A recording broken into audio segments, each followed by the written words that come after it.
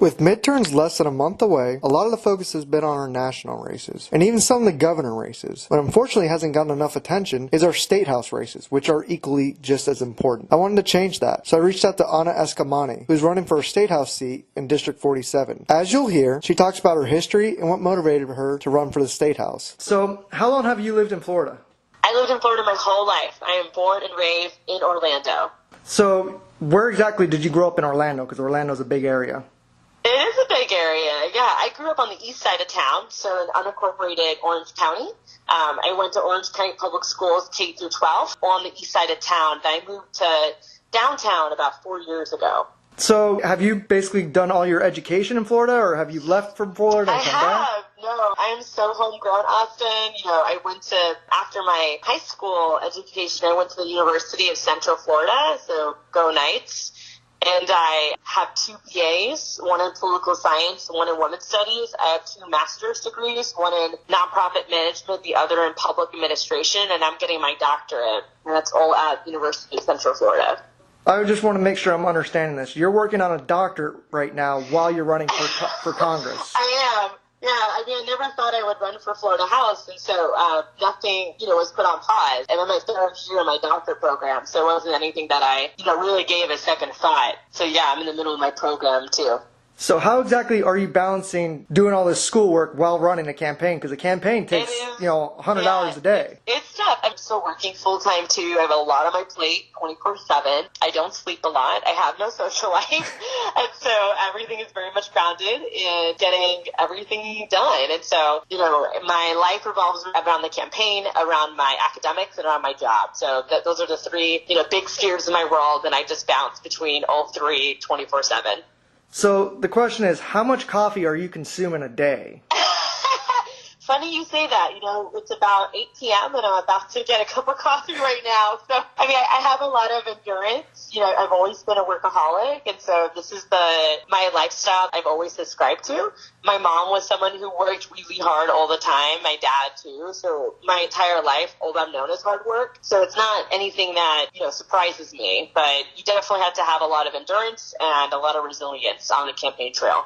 So you've just mentioned both your parents, and throughout your campaign you talk a lot about your parents' history and how they both immigrated from Iran and how they met in a donut shop. Can you tell me a little bit about that? Yeah. I'd be honored. Yeah, my parents' story is one of the American dream. They came from 2 different parts of Iran, but like you said, they met in Orlando working at the same donut shop. And so my dad was actually really nervous to tell people he was Iranian because of the stigma associated with it. And so it was my mom who detected my dad's accent. And so she asked him where he was from, and the rest was history. So they made Orlando their home. I have a twin sister, Anna Eskamani, who's very involved in civics and advocacy, and an older brother, Arya, who actually lives in South Florida with his wife, Melanie. And growing up, we didn't have a lot of resources. We were a working-class family, but we had a whole lot of love. And my mom was actually diagnosed with cancer when I was in 5th grade, and she passed away in 2004. I was 13 years old. So, everything I do is very much grounded in my personal story and in the struggle that we faced growing up and my mom's courage in her battle against cancer. And ultimately, I try to ground myself in building a state where every person has access to health care. And a diagnosis like cancer is not a death sentence or a bankruptcy sentence, that Floridians have access to the resources they need to be healthy and strong. What got you interested in politics? When did you first get involved in that? Actually, believe it or not, my first effort at collecting petitions was when I was 10 years old. So my first ever campaign was a hyper-local issue. I was trying to keep my best friend at the time, Julie Vega, from being moved to a different lunch period. And so I collected petitions with my classmates to keep her with us and deliver that to the principal. I did not win that campaign, but it was the last time I would organize around a cause that I cared about. So that was my very first, effort at organizing. And I was, at the same year, engaged with the Gore Lieberman campaign as a 10-year-old. So, I always just had a buck for it. I care deeply about empowering people. And I realized at a young age that, there's just a lot of work to be done around helping everyday folks understand their power. And, I mentioned my mom passing. So my mom passed in 2004, so I wasn't too engaged during the presidential election in 2004, but 3 years later, in 2007, I had an amazing AP government teacher. Coupled with the election of President Barack Obama is what really got me back into politics. And 2008 was my first election cycle where I could vote. So that's when I first really started getting involved, in elections directly. And I was starting my first year at UCF and first actually started getting involved on environmental issues and then started doing international human rights. And in 2010, I met the College Democrats, and that's where I really grew as a leader. You mentioned that at 10 years old, you were paying attention to the Gore-Lieberman campaign. So were your parents heavily involved in politics and following them? Not really, because my parents were working class, so they never had time to get involved in politics. My parents were working all the time. My dad went to UCF in '94, became an electrical engineer on Florida's Space Coast on the weekend, and worked at Walt Disney World as a customer service rep on the weekend. So he was helping launch rockets Monday to Friday, and then, selling merchandise at Disney Saturday and Sunday. My mom had a degree from Iran she could not use, so she worked at fast food restaurants and eventually at Kmart, where she was a department manager. So my parents never had time to be politically engaged, but we did watch the debates. I remember my mom's citizenship ceremony and just how meaningful that was for her when she became a U.S. citizen. So there were these moments in my life where, politics at a personal level came into my life, and even the identity as an Iranian American. My mom would complain about the politics in Iran and how bad they were and how it impacted her ability to see her sisters, and she never even got to see her sisters when she passed away. And so, those personal stories absolutely just ingrained in me my values, but, understanding the operational side of politics wasn't until I got to college. You also mentioned that your dad was scared of people finding out he was Iranian. You've mentioned that you've dealt with some racism growing up. Do you still face that? Well, the unfortunate reality is that racism still exists in our society. We've seen it, take shape as hate crimes across America and across Florida. I've experienced that on the campaign trail. There are, especially on the digital world, there are some pretty demeaning comments based on racial identity and gender towards me. There's been comments around she should go back to her country, ranging from some pretty aggressive, demeaning words about my identity as a woman. So, yeah, you do face those. And again, you just have to ground yourself in resilience and treating everyone with kindness, even when they have nothing nice to say about you. And I really just encourage, other candidates to do the same, and I model that for my team too. For the past 6 years, you've been the senior director at Planned Parenthood. So what got you interested to go to work for Planned Parenthood? Well, like 1 in 5 American women, I'm a Planned Parenthood patient. And Planned Parenthood was there for me where I had nowhere else to go. Because my mom had passed away when I was young, I didn't have any resources to talk to or people to talk to about birth control, dating, sexual assault and harassment. So I really was left without any answers. And I had absence-only education in my public school system too. So when I was around 18, I did a Google search and I found Planned Parenthood. And I walked into those health centers, or those health center doors in Orlando, and was just surrounded by so much generosity and kindness and empathy, objective information about my reproductive health options. I was able to get on a method of contraception that was right for me. And, my first day in college, just started going to Planned Parenthood as a patient. And then over time, I realized that Planned Parenthood is essential for women, but so rare to find. Florida doesn't have that many reproductive health centers like Planned Parenthood.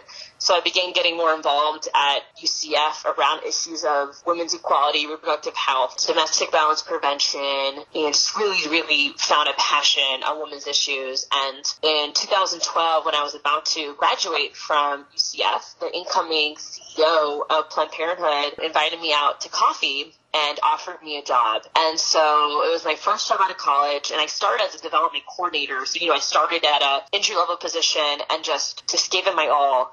And 6 years later, we went through a merger in 2015. So 3 Planned Parenthoods became 1, which expanded my service area from 4 counties to 22 and 11 health centers. And so, leading a team of 6 across the region, bringing patients to Tallahassee, not only did that just provide me with such an incredible outlet to fight for reproductive health issues across the state, but also it gave me firsthand exposure to the Florida legislature and just how broken the system really is. So you're running for State House District 47. What made you decide to run for a state house and not a national seat? The So the Florida House is my passion.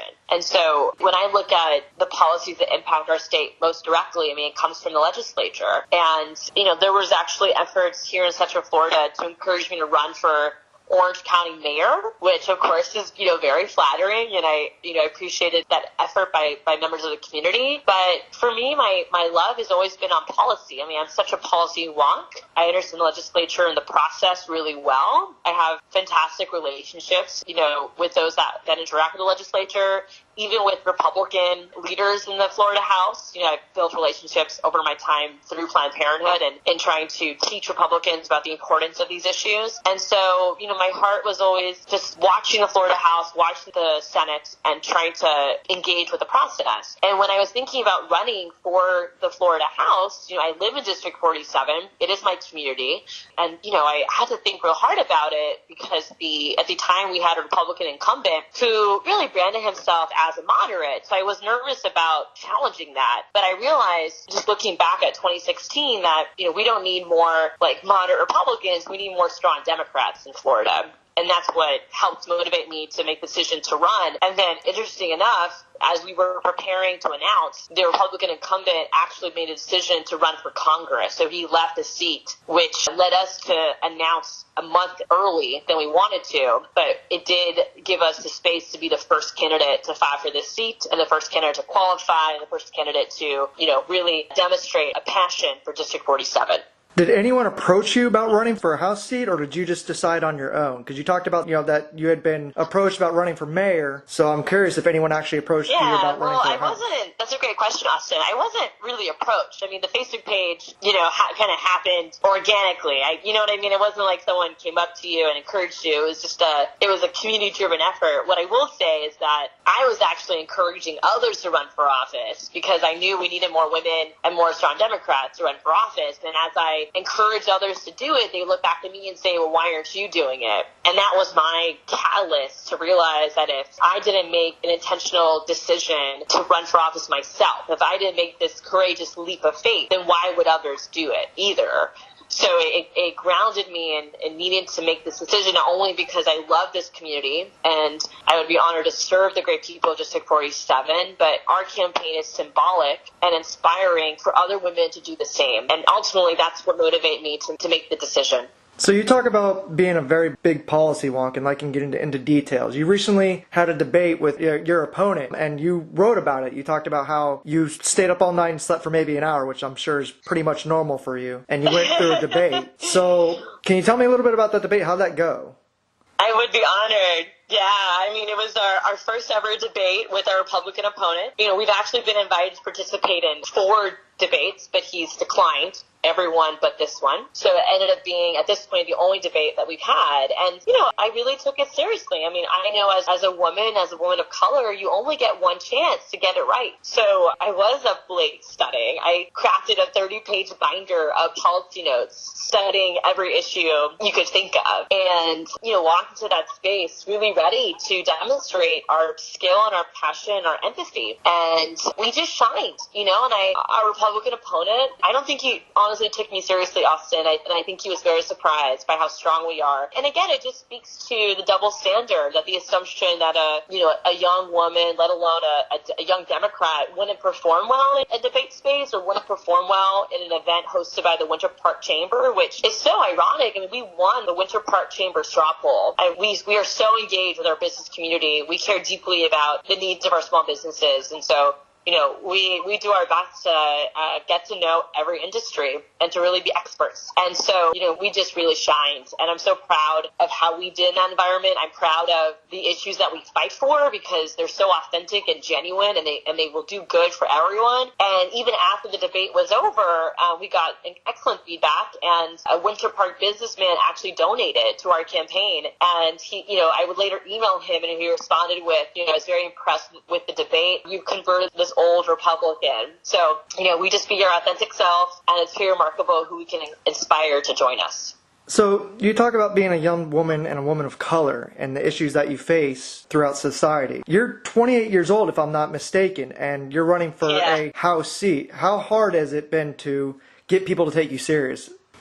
Yeah, it's a good question. I mean, it's always a struggle when a first-time candidate starts their bid, especially if you are young and, you don't necessarily fit the image of what a candidate looks like. And so, in the very beginning, I knew we had to start from the ground up. And we built an incredible team. I mean, our entire campaign team are fresh faces. They're new to this work. Maybe some have background in field or doing some fundraising, but no one's been in a leadership role on a campaign. Even our campaign manager, it's his first time managing. And so we never took the traditional route. We didn't hire a general consultant. We really focused on looking towards the grassroots to lift us up. And we built infrastructure that other campaigns and other institutions look towards and lean on. And, earlier today, we hosted a canvas event with Congresswoman Stephanie Murphy, and we had 75 volunteers join us. And that would not happen overnight. That's only happened because we've committed so much time and energy to building a family of support around. So today, I think the cultures look towards us as role models for them on what a strong campaign looks like.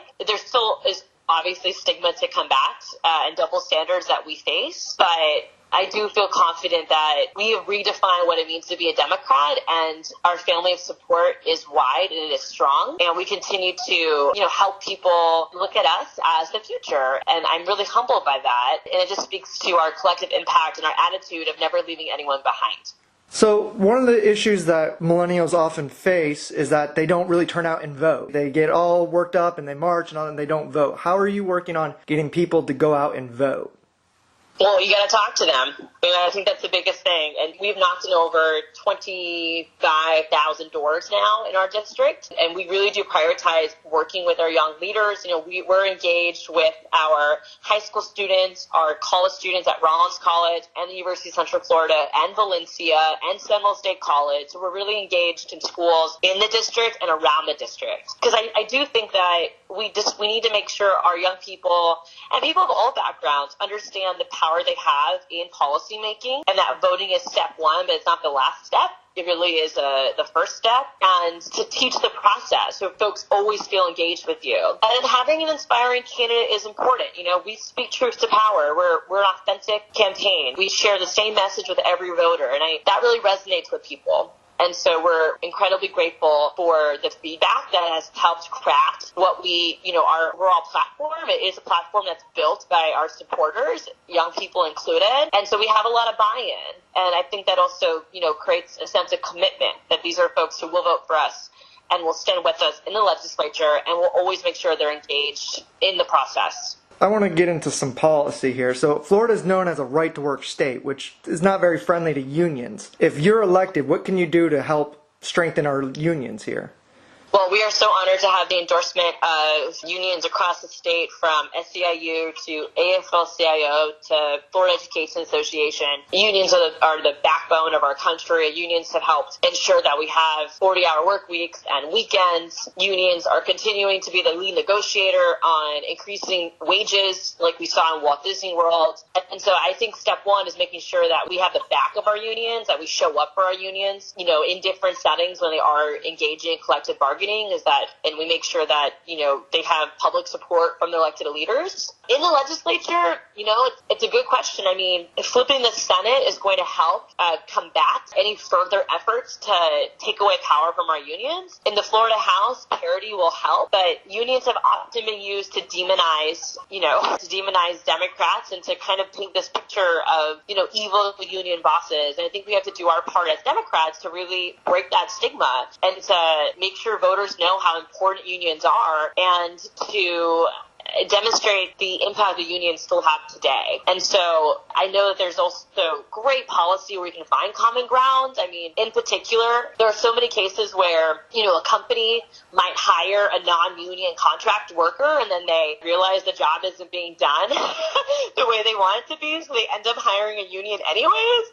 And so, again, trying to lift up those stories and making sure that the image of unions is a strong one in the public eye, and then hopefully creating parity in the Florida House and finding a balance in the Senate where, at the very least, we can stop attacking our unions and proactively search for ways to ensure that the role that they play is protected, because I don't think there's anything more American than 5 plumbers coming together and deciding that they deserve a better pay. I think that is foundational to our country, and we need to create the environment where unions can continue to grow and thrive. Okay, so I got a really tough question for you. Climate change, is that real or is that a hoax? I don't think that's a tough question. Yeah, we believe in science on this campaign. We believe in climate change.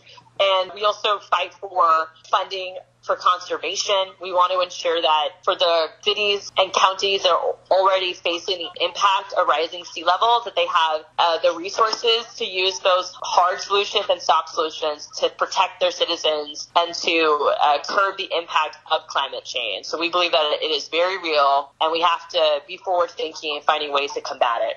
So it's no secret that our state is in the middle of an environmental crisis with these blooms going on. Republican leadership has continued to say that these are just a natural environmental event and their policies have nothing to do with this widespread outbreak. Do you share that same view?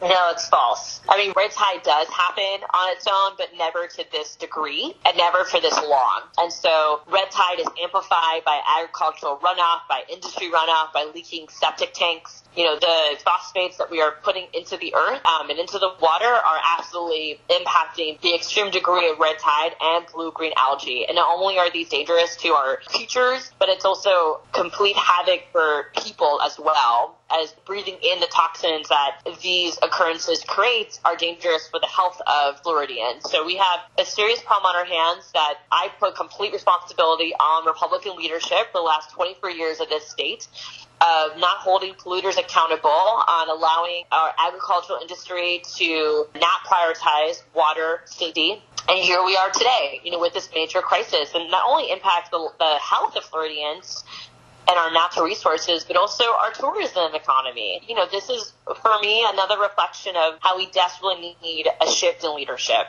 So one of the issues that we're constantly facing is with the sugar industry here in Florida, with the environment. Do you have any ideas on combating the sugar industry?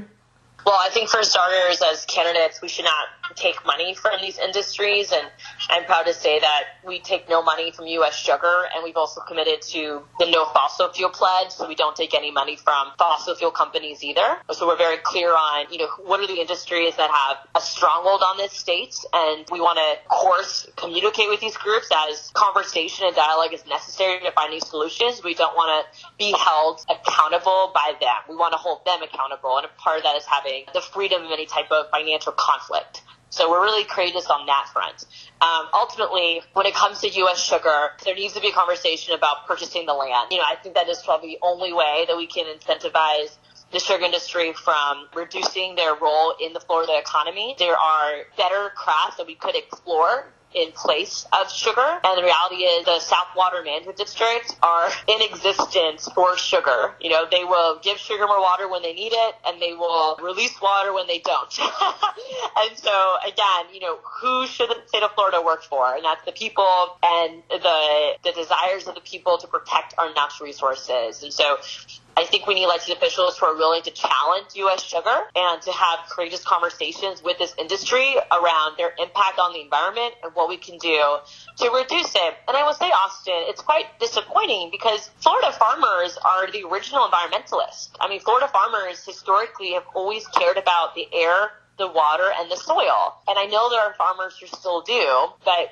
we're at this state where this industry in particular has too much power in the state and really has been in control of what happens to our water. And so we have to challenge that and find solutions together. We hear on the national stage about creating green jobs. What can we do here in our state level about creating better environmental jobs, like promoting solar power?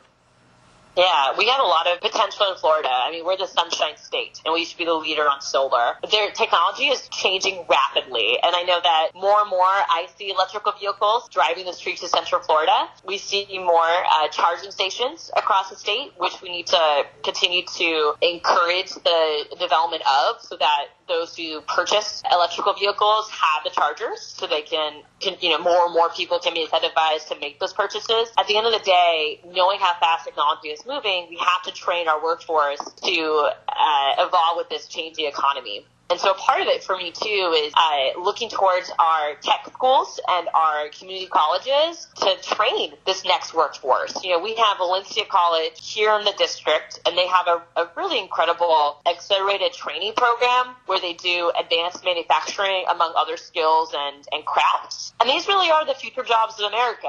We have a nanotechnology manufacturing company in Central Florida, and Valencia College is helping to create the staff, and talent is the newest form of currency in a state like Florida. And so it's not even just about, ensuring that we have good paying jobs. It's about homegrown talent that can fulfill those jobs. And I want to make sure that as we evolve with technology, that workers aren't going to be unemployed because they're not ready for the evolution. So we have to be really proactive in ensuring that we're providing workforce training on new technology, including solar energy, and create an environment where more homeowners can purchase their own panels. And, there is a lot of debate, from utility companies around, how having solar panels on your roof are not the most efficient form of energy because your roof solar panels can't move with the sun. Oftentimes they're stationary. But once we developed technology to store power, which is going to be here before you know it, it doesn't matter where your solar panels are. You're going to be able to store power and literally provide energy to yourself. And so we have to be really realistic about the changing economy on energy. And while not only embracing that, looking towards the fact that, carbon emissions are hurting the earth and we have to do our part to reduce it. And so I'm excited for the future of Florida when it comes to creating more, not just green jobs, but just tech jobs in general. And I think that's going to be the game changer on wages evolving over time as well. So I'm going to end with this. So the Florida Republican Party has released, which in my opinion, it's a pretty ironic attack ad on you, saying that, and to quote you, that you're saying, fuck the patriarchy, pussy power, various cuss words, and what seems to be you yelling at rallies, and they say that's just not allowed. Can you tell me a little bit about that? It seems a little weird for me to to see them getting mad at you for this. Yeah, the hypocrisy is palpable. My first reaction is that you have a party that can't win on issues, so all they can do is try to smear us and our character and our movement. My second reaction is the party of Trump is not the litmus test on decency. And these are all mailers that are funded by the Republican Party of Florida. They have peppered the district. Thousands of voters got things in the mail. And again, it speaks to how strong we are and how close we are to flipping this seat, and how there is no floor for how low the Republican Party will go in trying to not allow us to change the landscape of politics in Florida. And my opponent is not only heavily funded by the Republican Party of Florida, he is heavily funded by special interests and political PAC alongside his own wealth. And so, our election really is a reflection of what direction this country wants to go and how Central Florida will define itself. And I feel pretty confident that we're going to be able to see through the lame attempt to hurt us and our character, and our resilience and our love for community will only continue to shine. So I want to follow up on this. If I'm understanding these ads correctly, you're not allowed to raise your voice, and you're not allowed to use, some cuss words here that I'm pretty sure they use themselves. If I'm understanding their task. That's the irony of it too, right? You even just look at Brett Kavanaugh and Lindsey Graham and Donald Trump, and just how when these Republican men are very robust, in their lexicon and in their tone, you don't see the same type of labels being associated with them. And so yes, these ads are unique to me because I am a woman, and it would not matter if I wasn't a woman. All right, so we'll leave it with this, that as a woman, you have the right to yell and cuss and say fuck the patriarchy and pussy power as much as you want, and they should get over it. Thanks, Austin. Appreciate that. Once again, I'd like to thank Anna for finding time in her busy schedule to talk to me about her campaign.